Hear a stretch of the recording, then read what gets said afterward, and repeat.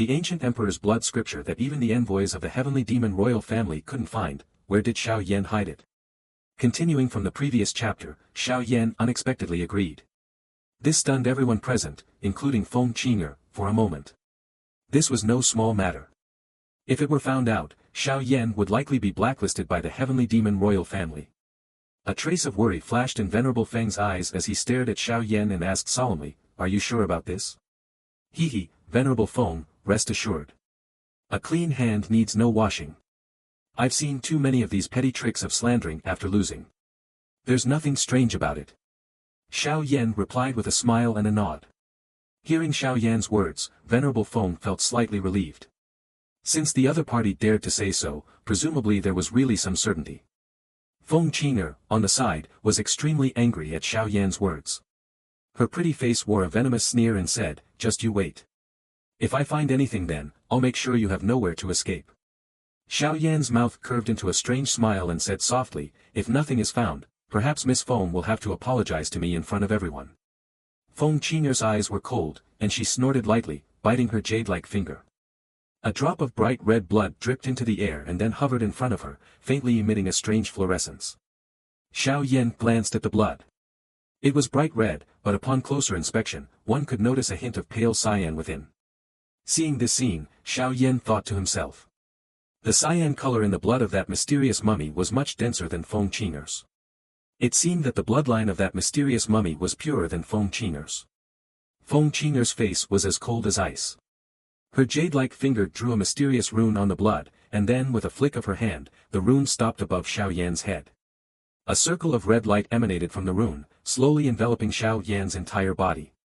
When the red light surrounded Xiao Yan's body, he clearly felt a strange energy slowly scanning his body, and he vaguely felt a sense of being spied on. In response, Xiao Yan's expression remained unchanged, but in his heart, he sneered. He dared to let Feng Qing'er search in front of everyone, naturally having the confidence to hide the ancient emperor's blood crystal. The red light continued to rotate on Xiao Yan's body, especially scanning multiple times at the ring on his finger, but there was no anomaly. This made Feng Qing'er's complexion become increasingly ugly. Seeing Feng Qing'er's expression, Venerable Feng slightly relaxed. The search lasted for some time. Eventually, the red light gradually faded, and the rune turned into a red light and was absorbed into Feng Qing'er's body. "Miss Feng, is there a result?" Xiao Yan glanced at Feng Qing'er and asked indifferently. "Where did you hide the ancient emperor's blood crystal?" Feng Qing'er gritted her silver teeth and said in a resentful tone. She had indeed sensed the existence of the ancient emperor's blood crystal before, but the final search result was extremely frustrating for her. This search technique was very sensitive to the ancient emperor's blood crystal and rarely made mistakes. Venerable Feng slightly frowned and said with a somewhat heavy expression, "Feng Qing'er, don't think that just because you are from the heavenly demon royal family, I can't do anything to you. If you continue to make trouble unreasonably, don't blame me for not giving face to the heavenly demon royal family." Hearing Venerable Feng's warning, Feng Qing'er's complexion changed slightly.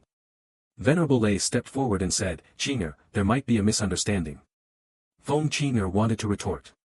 Seeing Venerable Lei frown, she could only swallow her words. Anyway, she was the disciple of Venerable Lei and had to obey him.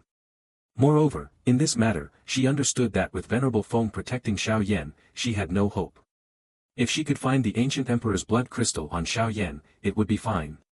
Even if it was Venerable Feng on the other side, with the name of the heavenly demon royal family, they could consider dealing with it. But unfortunately, in her impatience, Feng Qing'er could only glare at Xiao Yan angrily and said coldly, "I won't let this matter go so easily."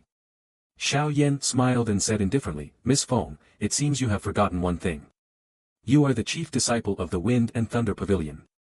You should disdain to go back on your word, right?" Feng Qing'er's pretty face instantly turned livid. She clenched her jade-like hand and forced out a few words through gritted teeth, "I'm sorry." Xiao Yan smiled and was too lazy to entangle with this woman anymore. He retreated behind Venerable Feng. Venerable Feng felt relieved in his heart and smiled at Venerable Lei, saying, "The result of the competition has come out. According to the previous agreement, the matter between Xiao Yan and the Wind and Thunder Pavilion should be settled here, right?" Venerable Lei's mouth twitched. Despite being filled with anger inside, he was of noble status and naturally wouldn't lose his composure in front of everyone. He nodded stiffly, his gaze flickering as he stared tightly at Xiao Yan and said, "The matter between you and the Wind and Thunder Pavilion, for the sake of Venerable Feng, I won't pursue it anymore. But in the future, I hope you'll be careful yourself. If the 3,000 lightning movement spreads from you, then at that time, I will personally strike and kill you." In response to Venerable Lei's veiled threat, Xiao Yan smiled slightly and replied respectfully, "Venerable Lei, please rest assured." Venerable Feng smiled and said to everyone, "Since there's nothing else with the Wind and Thunder Pavilion, I won't stay any longer. If there's time in the future, I'll come to visit again." He nodded to Venerable Lei and then waved his hand. Suddenly, a violent wind rose around them, forming a huge wind eagle. "Let's go." With a wave of Venerable Feng's hand, he stood on the head of the giant eagle. The giant eagle spread its wings and flapped, creating a gust of wind and flying outside the Wind and Thunder Mountains.